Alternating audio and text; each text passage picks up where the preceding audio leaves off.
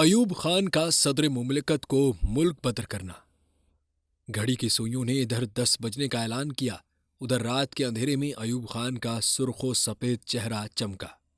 انہوں نے صدر مملکت اسکندر مرزا کو سیلیوٹ کیا اور کہا، سب ٹھیک ہے سر، آپریشن مکمل ہو چکا ہے۔ اس اعلان کے ساتھ ہی ماحول پر چھایا تناؤ چھٹ گیا اور اسکندر مرزا نے خوش دلی کے ساتھ اشارہ کیا، جسے دیکھتے ہی 4-5 خدمتگار چھلکتے ہوئے جام ٹرے میں سجائے نمودار ہوئے اور محفل جوان ہو گئی۔ انہی چسکیوں کے دوران اسکندر مرزا کے دل میں جانے کیا خیال آیا کہ وہ یکدم سنجیدہ ہوئے۔ ایوب خان کا بازو پکڑ کر انہیں قریب کیا اور منہ ان کے کان کے قریب لے جا کر سرگوشی کی۔ ایوب، کیا میں صبح کا سورج دیکھ سکوں گا؟ ایوب خان مسکرائے لیکن خاموش رہے اور آگے بڑھ کر ان کی کمر پر اپنا ہاتھ رکھ دیا۔ اسکندر مرزا بتاتے ہیں کہ اس کے ٹھیک 20 دن بعد رات کے اسی پہر بیرے نے ان کے کمرے کا دروازہ کھٹکھٹایا۔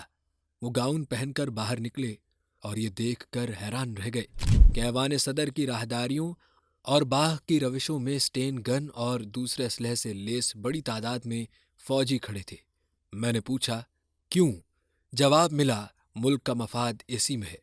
اس کے بعد اسکندر مرزا نے بتایا کہ بندوق کے زور پر میرا استعفیٰ لینے کے بعد 3 جرنیل واپس چلے گئے اور میجر جنرل شیر بہادر کو وہیں چھوڑ گئے، جس نے ان کے اور ان کی اہلیہ ناہید مرزا کے ساتھ انتہائی بدتمیزی کا مظاہرہ کیا۔ 1 گھنٹے کے اندر اندر ایوان صدر کے مکین اپنا سامان باندھ کر چلنے کے لیے تیار تھے۔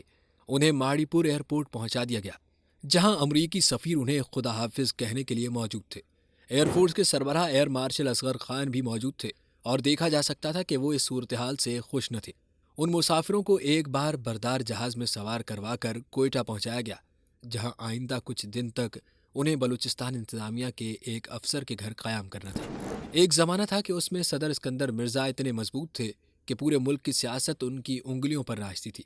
حکومتیں بنتی اور بگڑتی تھیں اور لوگ ان کی نظر عنایت کے منتظر رہا کرتے تھے۔ اتنا طاقتور حکمران اتنی قسم پرسی کی کیفیت کا شکار کیسے ہو گیا؟ تو اس کا 2 لفظی جواب یہی ہے کہ مارشل لاء۔ قدرت اللہ شہاب اس میں یہ اضافہ کرتے ہیں کہ وہ اگلی مدت کے لیے بھی صدر بننے کی خواہش رکھتے تھے، لیکن 1956 کے آئین کے مطابق ایک صدر رہتے ہوئے صدارتی انتخابات میں حصہ لینے کا اہل نہیں تھا۔ آئندہ صدارتی انتخاب میں حصہ لینے کے لیے انہیں مستعفی ہونا پڑتا، لیکن وہ اس کے لیے تیار نہ تھے، لہٰذا مارشل لاء کے نفاذ میں انہیں زیادہ آسانی دکھائی دی۔ پاکستان جیسے نوزائیدہ ملک کے اقتدار کے ایواروں میں جس وقت یہ کھیل چل رہے تھے، دنیا میں مارشل لاء نافذ کر کے حکومتوں کو رخصت کرنے کا چلن ابھی شروع نہیں ہوا تھا۔ اس لیے ضرورت محسوس ہوتی تھی کہ اس مقصد کے لیے عالمی برادری، خاص طور پر امریکہ کو ہم خیال بنایا جائے تاکہ کوئی بڑی رکاوٹ درمیان میں پیدا نہ ہو۔ اس مقصد کے لیے 2 دلائل تراشے گئے۔ پہلی دلیل یہ تھی کہ پاکستانی عوام ابھی پارلیمانی جمہوریت کو سمجھتے نہیں، اور دوسرا یہ کہ اگر عام انتخابات ہو گئے تو اس کے نتیجے میں ملک پر کمیونسٹ غالب آ جائیں گے۔ اسکندر مرزا نے امریکیوں کو قائل کرنے کی یہ ذمہ داری ایوب خان کو سونپی، جن کے ذہن میں اقتدار پر قبضہ کرنے کی خواہش پہلے سے ہی انگڑائی لے رہی تھی۔ اسکندر مرزا نے منصوبے میں شامل کر کے ان کا راستہ خود بخود آسان کر دیا، لیکن ایک وجہ اس کے علاوہ بھی ہے۔ تقریباً 200 برس قبل انگریزوں کی مدد سے نواب سراج الدولہ کو شکست دے کر بنگال میں اپنے اقتدار کا راستہ ہموار کرنے والے میر جعفر کی اولاد اسکندر مرزا کے مزاج میں ہوئے سلطانی ابھی تک موجود تھی۔ پاکستان کے گرد و پیش میں اس زمانے میں 2 بادشاہتیں موجود تھیں، ایک افغانستان کی اور دوسری ایران کی۔ جنرل ایوب خان اپنی آپ بیتی فرینڈز ناٹ ماسٹرز میں لکھتے ہیں کہ میں 5 اکتوبر کو کراچی پہنچا اور سیدھا جنرل اسکندر مرزا سے ملنے گیا۔ وہ لان میں بیٹھے ہوئے تھے، تلخ، متفکر اور مایوس۔ میں نے پوچھا، کیا آپ نے اچھی طرح سوچ بچار کر لیا ہے سر؟ ہاں، کیا اس کے سوا کوئی اور چارہ نہیں؟ اسکندر مرزا نے جواب دیا، نہیں، اس کے سوا کوئی اور چارہ نہیں۔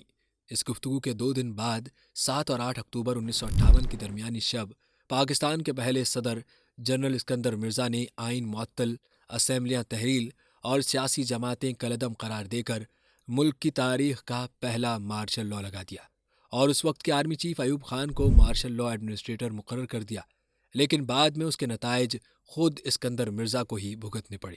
اسکندر مرزا نے نہ صرف سفارش کر کے جونیئر افسر ایوب خان کو آرمی چیف لگوایا تھا، بلکہ مارشل لاء سے صرف 3 مہینے پہلے ان کی مدت ملازمت میں 2 سال کی توسیع کی تھی۔